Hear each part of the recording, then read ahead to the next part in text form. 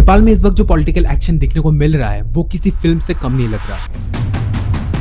बिल्कुल नायक movie vibe. जैसे action Anil Kapoor ने स्क्रीन पर लिया था वैसे ही कुछ रियल लाइफ में होता हुआ दिख रहा है। पावर में आते ही फॉर्मर पीएम केपी शर्मा ओली पर सीधा एक्शन लिया गया। वीआईपी कल्चर पर स्ट्राइक, करप्शन के अगेंस्ट स्ट्रिक्ट स्टैंड और एजुकेशन सिस्टम में भी बड़े चेंजेस। लेकिन सवाल यह है क्या ये बोल्ड रिफॉर्म्स है या डेमोक्रेसी की डायरेक्शन बदल रही है। आज इस वीडियो में हम नेपाल के करंट एक्शंस और उनके पॉलिटिकल इम्पैक्ट को डिटेल में समझेंगे।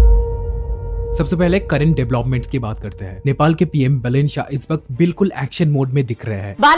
प्रधानमंत्री बालेन्द्र शाह प्रधानमंत्री Balendra Shah This is Balendra Shah. Former PM KP Sharma Oli पर डायरेक्ट स्ट्रिक्ट एक्शन लिया गया जिससे पब्लिक में एक स्ट्रॉन्ग मैसेज गया कि सिस्टम अब फर्स्ट डिसीजंस लेना चाहता है। वही होम मिनिस्टर सुदंग गुरुंग ने एक और बड़ा स्टेप लिया है वीआईपी कल्चर को ऑलमोस्ट खत्म करने की डायरेक्शन। पहले क्या होता था, जैसे ही कोई बड़ा नेता रोड पर निकलता था पब्लिक की सारी गाड़ियां रोक दी जाती थी, जो कि हमारे इंडिया में भी होते हैं और वो भी भारी मात्रा में। If you know you know. आम लोग वेट करते रहते थे, लेकिन अब सीन रिवर्स दिख रहा है। बालेन्द्र शाह अपना कार रोककर नीचे उतरना और जो पब्लिक की व्हीकल्स रुकी हुई है उनको पहले निकालने देना, ये इमेज पब्लिक को इंस्टेंटली कनेक्ट कर रही है। यहाँ पे एक क्लियर मैसेज दिया गया है, रोड पर कोई भी वीआईपी नहीं, सब इक्वल। ट्रैफिक पुलिस को भी फुल अथॉरिटी दी गई है कि किसी भी मिनिस्टर की गाड़ी हो बिना डरे चेक करो। और इतना ही नहीं, ओपनली ये भी बोला गया कि अगर होम मिनिस्टर की कार भी चेक करनी हो तो वो भी चेक किया जाए, यानी लॉ सबके लिए बराबर। और इसके साथ गवर्नमेंट ट्रांसपेरेंसी के लिए प्रतिपक्ष नाम की वेबसाइट लॉन्च की गई है। इस प्लेटफॉर्म पर गवर्नमेंट का काम और अपडेट्स पब्लिक को मिलते रहेंगे। ये मूव पब्लिक ट्रस्ट बिल्ड करने के लिए काफी इंपॉर्टेंट माना जा रहा है। दूसरी तरफ जो नेता पहले 10-10 बॉडीगार्ड्स के साथ मूव करते थे उनके सिक्योरिटी रूल्स भी चेंज कर दी गई है। अब सिक्योरिटी सिर्फ उन लोगों को मिलेगा जिसकी जान को रियल थ्रेट हो। अननेसेसरी शो ऑफ और कॉन्वॉय कल्चर को कम्प्लीटली बैन करने की बात की गई है। साथ ही करप्शन और फ्रॉड के केसेस में स्ट्रिक्ट एक्शन ली गई है और इसी वजह से सोशल मीडिया पर लोग इसको रियल लाइफ रिफॉर्म